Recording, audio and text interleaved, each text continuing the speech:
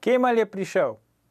Fotografija seveda ne laže. Burak Özçivit oziroma priljubljeni Kemal iz turške telenovele Moja boš je prišel pred volitvami v Slovenijo podpreti listo novinarja Bojana Požarja. Takole je včeraj poziral v Celju z Barbro Drnač, kandidatko te stranke. To je bila azilna 144. oddaja VV Faktor. Spremljate nas tudi jutri, ko vam bomo predstavili novega gospodarskega ministra. Predvsem pa ne pozabite, ni vseeno, kdo kaj reče.